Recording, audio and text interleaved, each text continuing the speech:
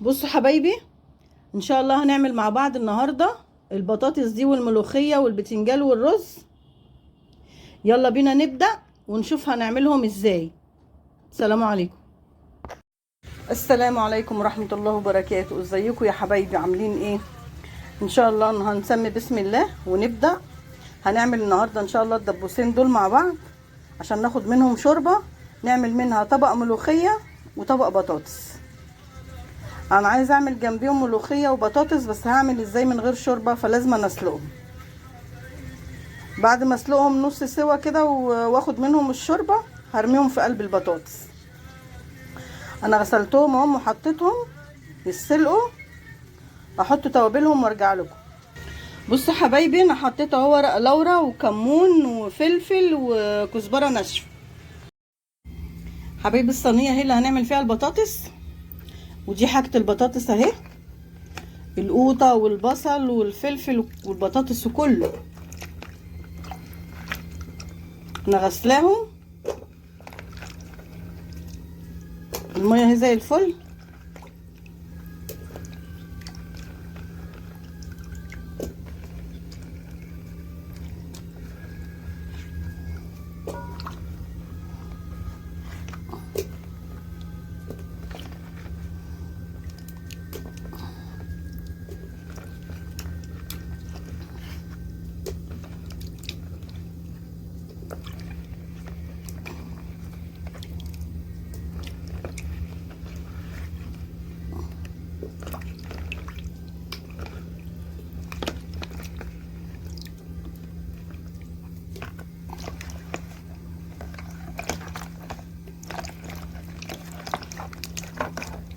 انا بقطع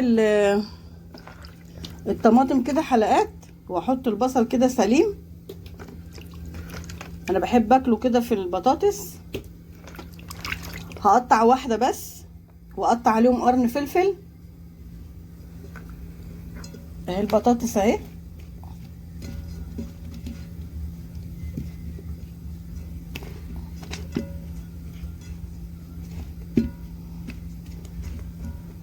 اهي يا حبايبي، هقطع البصلايه دي واقطع الطماطم وارجع لكم.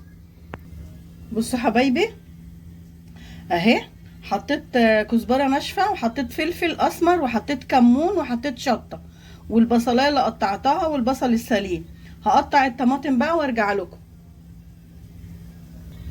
اهي يا حبايبي، خلاص كده.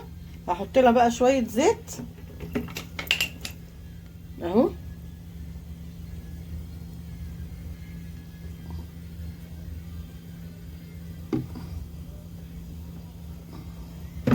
خايفه ادلق.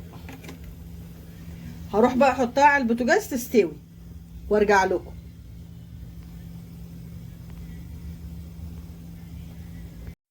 حبايب البطاطس اهي قربت تستوي عشان نحطها في الفرن، وقليت البتنجان ولسه الفلفل اهو. انتوا عارفين يا حبايبي ان اكتر الايام دي الناس بتعمل بطاطس مع انها مش رخيصه. معلش، عشان الدنيا غاليه والدنيا نار، الناس مش قادره، ربنا يقوي الغلابه. فاكتر الاكل بيبقى بطاطس يا مكرونه. اعذرونا بقى، اعذرونا اليومين دول لما الدنيا تفك.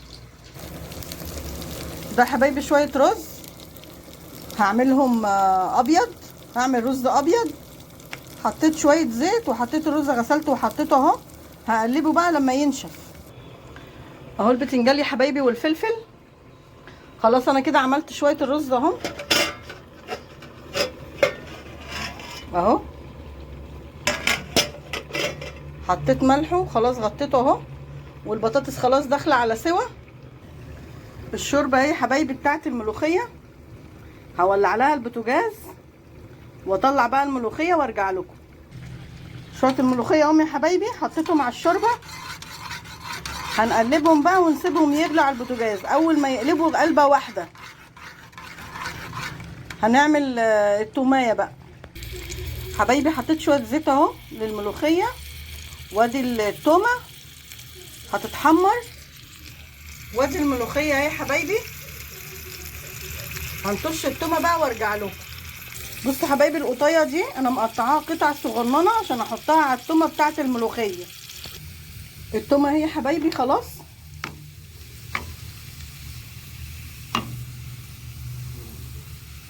اهي، هنحطها بقى على الملوخيه.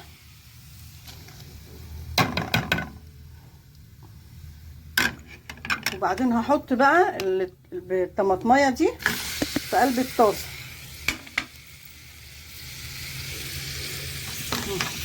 تاخد غلوه هنا كده. لما تاخد غلوه هرميها على الملوخيه اهي يا حبايبي. السبكت اهي اهي، حطيتها على الملوخيه اهي عشان تبقى عسل، طعمها عسل. فاصل ونواصل. الرز اهو يا حبايبي، وادي البتنجان، وادي طبق الملوخيه اهو، ودي البطاطس اهي احمرت زياده عن اللزوم يعني، بس احنا بنحبها كده. معايا محمد بيحبها ناشفه كده. لو عجبكم الاكل ما تنسونيش في اللايك والاشتراك. سلام عليكم حبايبي.